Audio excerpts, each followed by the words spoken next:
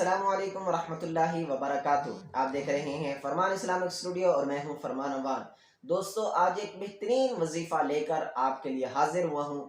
अगर आपके सर के बाल झड़ते हैं, आप तरह तरह की दवाएं इस्तेमाल कर चुके हैं, इसके बावजूद भी नहीं रुक रहे, या आपके सर पे गंजापन है, तो फिर आप इस वीडियो को मुकम्मल देखें। इंशाअल्लाह ताला बहुत फ़ायदा होगा। इससे पहले आप हमारे YouTube चैनल पर न्यू हैं तो चैनल को सब्सक्राइब कर दें और घंटी को भी दबा दें ताकि हर आने वाली अच्छी वीडियो आप तक पहुंचती रहे। दोस्तों, बाल झड़ना ये एक अमूमी फितरत है, ये झड़ते रहते हैं, लेकिन अगर हद से ज्यादा झड़ना शुरू हो जाए तो फिर ये एक बीमारी है। हमारे प्यारे आका सल्लल्लाहु ताला अलैहि वसल्लम सर में अक्सर तेल लगाया करते थे और हजरत अब्दुल्ला बिन उमर रदियल्लाहु ताला अन्हु दिन में 2 मरतबा सर के ऊपर तेल लगाया करते थे। इससे बालों की परवरिश अच्छी होती है और इनके अंदर ताकत रहती है। अगर आपके बाल झड़ते हैं तो फिर आप सूरतुल लैल 41 मरतबा सरसों के तेल या नारियल के तेल पर दम करके रोजाना शाम को सोते वक्त लगाएं।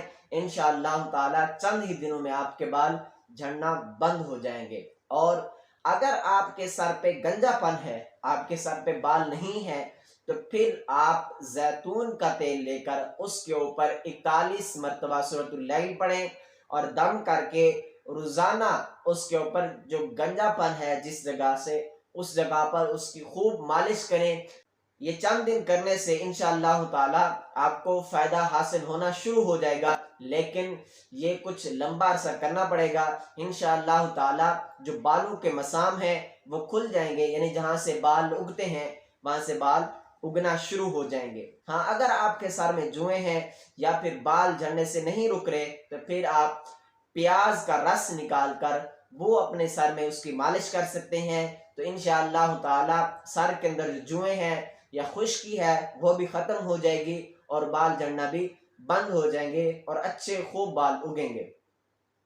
और बालों में रस लगाकर मस्जिद में जाने से परहेज करना है, क्योंकि इसमें बदबू होती है, लिहाजा बदबूदार चीज मस्जिद में ले जाना हराम है। लिहाजा इस बात से एहतियात करनी है। और जो घर में इस्लामी बहनें लगाएंगी वो भी इस बात से ख्याल रखें कि किसी दूसरे प्याज की बदबू से बचा कर रखें ताकि उनको इससे तकलीफ ना हो। उम्मीद करता हूँ आपको ये वीडियो अच्छी लगी होगी।